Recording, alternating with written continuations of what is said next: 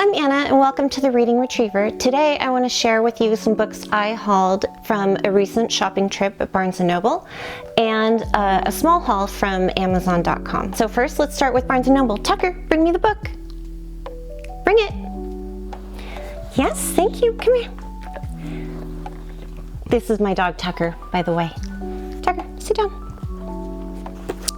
So the first book that I picked up is called The Measure by Nikki, Erlick, and the back cover says, "It seems like any other day. You wake up, pour a cup of coffee, and head out. But today, when you open your front door, waiting for you is a small wooden box. This box holds your fate inside, the answer to the exact number of years you will live. From suburban doorsteps to desert tents, every person on every continent receives the same box. In an instant, the world is thrust into a collective frenzy. As society comes together and pulls apart, everyone faces the same shocking choice. Do they wish to know how long they'll live? And if so, what will they do with that knowledge?" This book really piqued my interest because it's a really interesting question. If you were given the choice to know how long you were going to live, would you find out?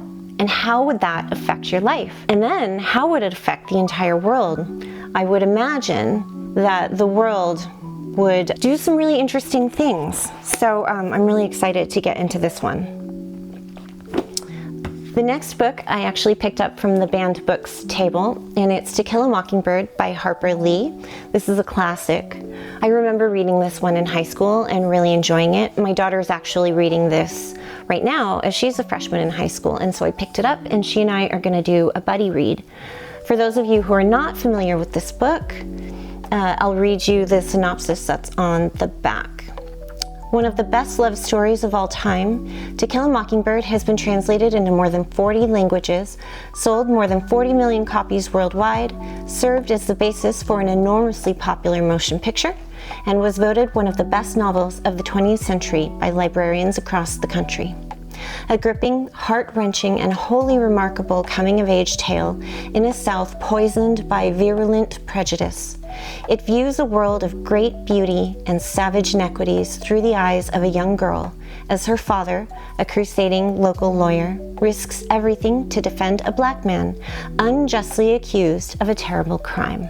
I think this is a really good book to read right now, and I'm excited to read it. I've actually started it. I'm actually on chapter 4 right now, and so I'm excited to get to share my thoughts with you guys when I finish it later this month. I picked up another book from the banned books table. This one is Brave New World by Aldous Huxley. This is another one that I read in high school and I have really fond memories of. I don't remember exactly what happens in the book because it was longer than I'd like to say. But I remember really enjoying it. It was really thought-provoking, and I think it's relevant for today. So it says on the back, Aldous Huxley's tour de force, Brave New World, is a darkly satiric vision of a utopian future where humans are genetically bred and pharmaceutically anesthetized to passively serve a ruling order. A powerful work of speculative fiction that has enthralled and terrified readers for generations. It remains remarkably relevant to this day as both a warning to be heeded as we head into tomorrow and as thought-provoking, satisfying entertainment. I'm really excited to get into this one as well. The next book that I have is the last banned book that I'll share with you today. It's called Parable of the Sower by Octavia E. Butler. This one I had actually never heard of before, but a lot of people recently have been talking about it on other booktube channels, and so it sounded really intriguing to me, especially because it's supposed to take place in the here and now, even though it was written in the 1990s. So the synopsis on the back says, when global climate change and economic crises lead to social chaos in the early 2020s, California becomes full of dangers, from pervasive water shortage to masses of vagabonds who will do anything to live to see another day. 15-year-old Lauren Olamina lives inside a gated community with her preacher father, family, and neighbors, sheltered from the surrounding anarchy. In a society where any vulnerability is a risk, she suffers from hyperempathy, a debilitating sensitivity to others' emotions. Precocious and clear-eyed, Lauren must make her voice heard in order to protect her loved ones from the imminent disasters her small community stubbornly ignores. But what begins as a fight for survival soon leads to something much more, the birth of a new faith and a startling vision of human destiny. So, written in the 90s, takes place now. Lots of these things actually are kind of true right now. And so it piqued my interest. I also heard that there is a sequel to this that was written, which takes place in 2025, which is this year. And I always like to pick up books or watch movies, like Back to the Future was supposed to take place in 2015 or 2016, something like that, but it was filmed in the 80s. And so I like to compare and see how much they got right and how much they missed the mark on. So I'm excited to get into this one in the next few months as well. The next book I have is actually a dystopian series that's been out for a while, but I never picked up.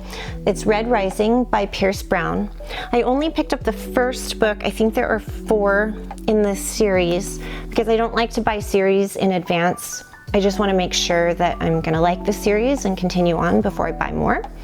But I really have a penchant for dystopian YA for some reason, so I have a feeling I'm going to like this one. The back just says, his wife is taken, his people enslaved. Driven by a longing for justice and the memory of lost love, Darrow will stop at nothing to bring down his enemies, even if he must become one of them to do so. For the first time, Red will rise. So, not a lot of details on the back of this book, and that's okay.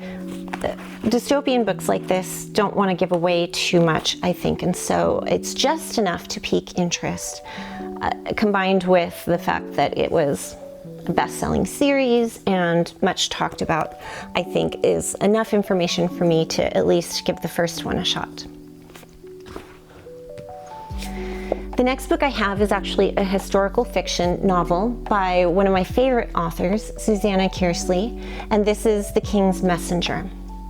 Susanna Kearsley writes really beautiful historical fiction. Sometimes there's some time hopping that takes place in a lot of her books where there's something that's going on in the past and also a connected present situation going on. You know, someone discovers something that happened 300 years ago and you're hopping between timelines, which can be confusing, but this author does it really, really well.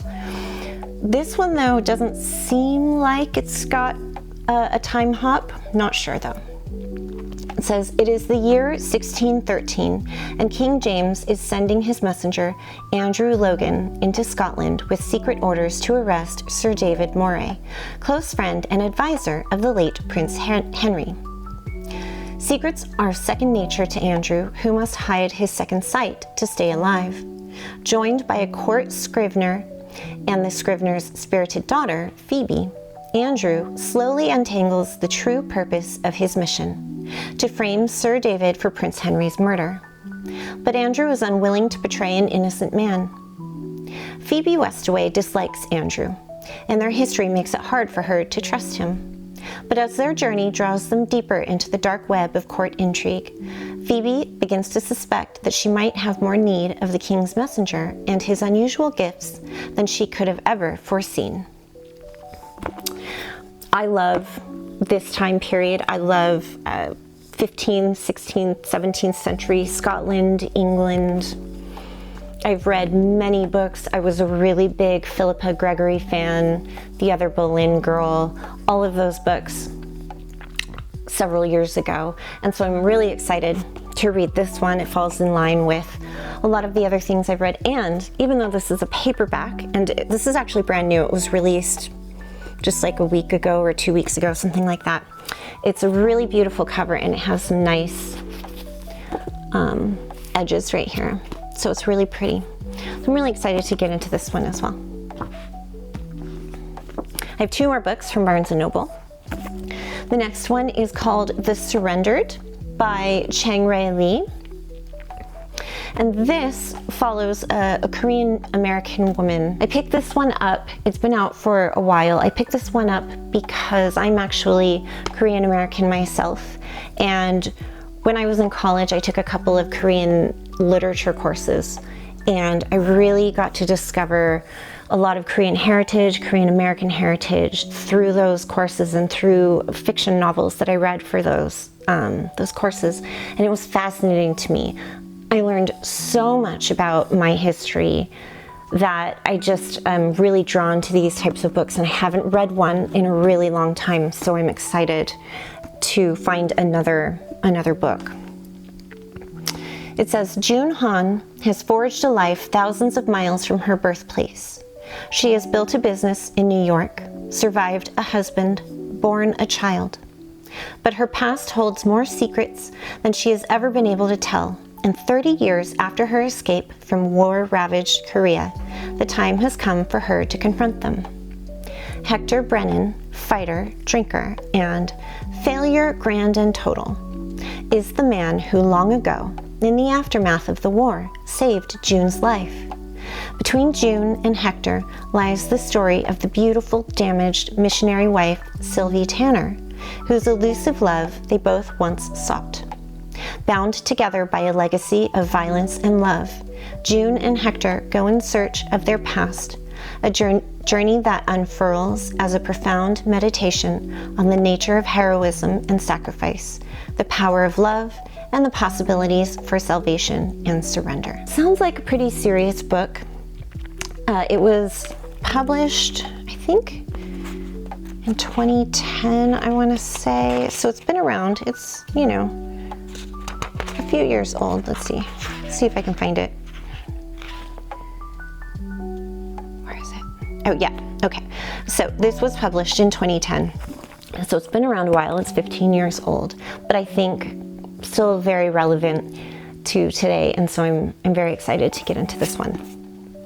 The last book that I picked up at Barnes & Noble is Carmilla by Joseph Sheridan Le Fanu. I think I butchered his last name. Sorry. This is another one that intrigued me because a lot of booktubers were talking about this one recently. It's a vampire novel that predates Dracula, I believe, and I think the female character Carmilla is the vampire. And that's pretty much all I know about this book. The back doesn't have any sort of explanation or a synopsis. Let's see. Oh, here. It's on the front cover. Isolated in a remote mansion in a Central European forest, Laura longs for companionship until a carriage accident brings another young woman into her life, the secretive and sometimes erratic Carmilla. As Carmilla's actions become more puzzling and volatile, Laura develops bizarre symptoms, and as her health goes into decline, Laura and her father discover something monstrous. Joseph Sheridan Le Fanu's compelling tale of a young woman's seduction by a female vampire was a source of influence for Bram Stoker's Dracula, which it predates by over a quarter century. Carmilla was originally serialized from 1871 to 1872 and went on to inspire adaptations in film, opera, and beyond, including the cult classic web series by the same name. I haven't heard of that one, but this is a short book, short read, and I haven't decided if I'm going to save this one for the fall or if I'm going to read it in the next couple of months. I might use it as like a filler book, for the end of the month or something like that. Or I might save it till October. Who knows? If you guys think I should read this now versus later in the fall, leave a comment below and tell me what you think. And so that's all I have for the Barnes & Noble shop that I did. The other place where I got a few books is Amazon, but I only got a few. So So what I have is the deluxe edition paperback that just came out of the Hunger Games trilogy and the first Hunger Games prequel. I read the Hunger Games years ago, the original trilogy when they first came out, but I read it on Kindle, so I don't actually have physical copies of the Hunger Games. And I realized that the fifth book, or the second prequel, Sunrise on the Reaping, is coming out later this month, and I really want to read it.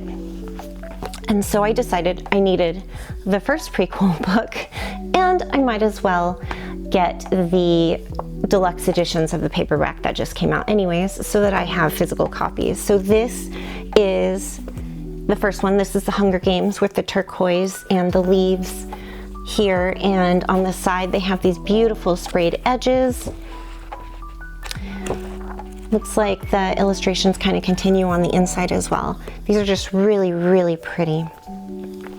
This is the second one. This is Catching Fire, so we've got a nice red design here with yellow sprayed edges. This is the third one. This is the Mockingjay with a purple cover. This one's my favorite. Purple is also my favorite color. And these pink magenta sprayed edges here.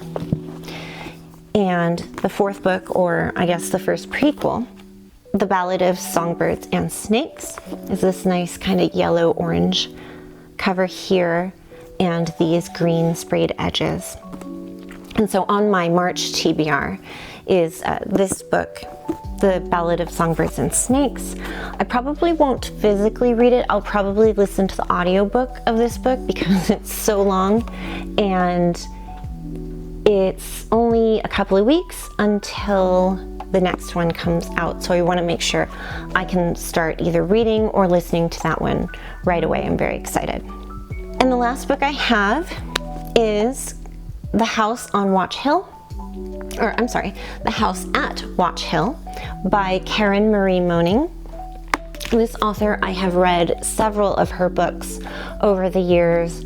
She's a really prolific romance fantasy writer.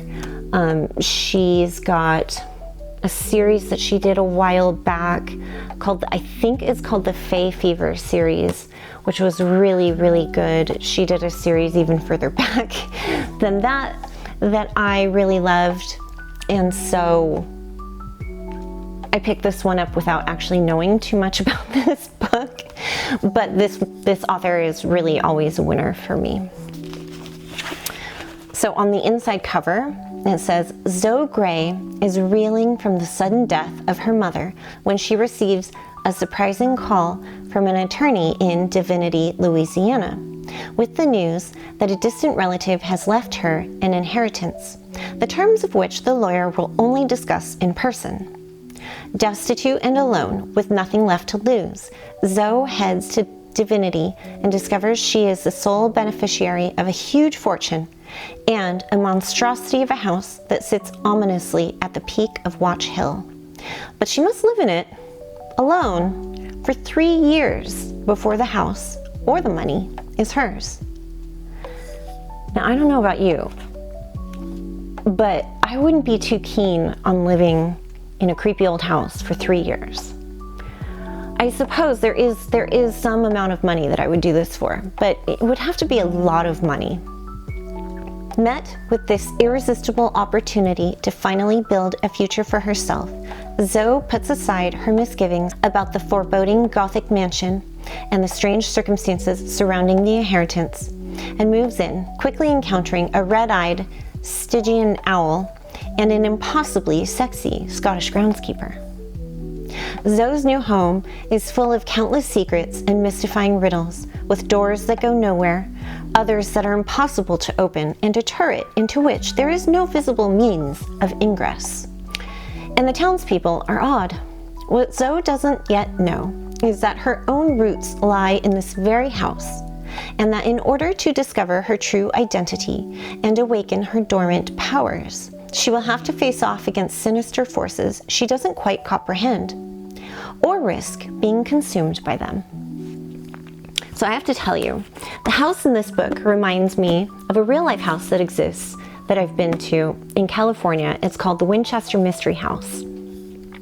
It was built by the man who invented the Winchester rifle. He built it for his wife. Now, this house is a mansion, and so construction of it took many, many, many years. And I forget exactly what happened, but I believe the husband, Mr. Winchester, died during the construction of this house.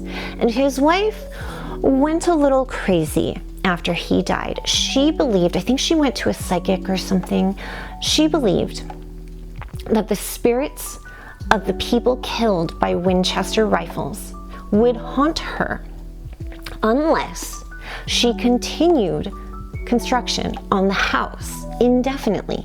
And so I think that there was continuous construction on this house for like 40 years, a really long time, because this woman, I believe her name was Sarah Winchester, she lived to be quite old, like into her 80s and 90s. So the result of this house being built for 40 some odd years is that she had to come up with nonsense projects for them to do, the construction workers. And so there are staircases that lead to nowhere. I mean, literally a staircase that leads into a wall or a roof. Ceiling, I guess.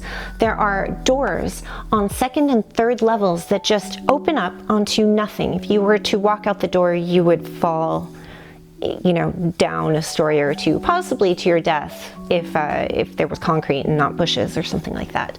There's windows that are in floors. There's banisters in weird areas. There's all kinds of weird stuff. They say it's haunted. They do a bunch of tours, and I guess around October, the tourism just totally goes up with the house. Anyways, it's fascinating.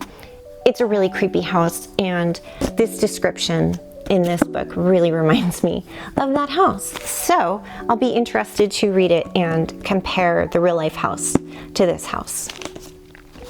So that's all I have for you today. I hope you guys really enjoyed hearing about the books that I hauled. I certainly enjoyed sharing them with you, and I'm really looking forward to reading them and giving you my opinion in later videos. But Tucker, come here, over here. Yeah, I have a treat, yeah. But that's all for now, and Tucker and I want to say goodbye, and we'll see you next time.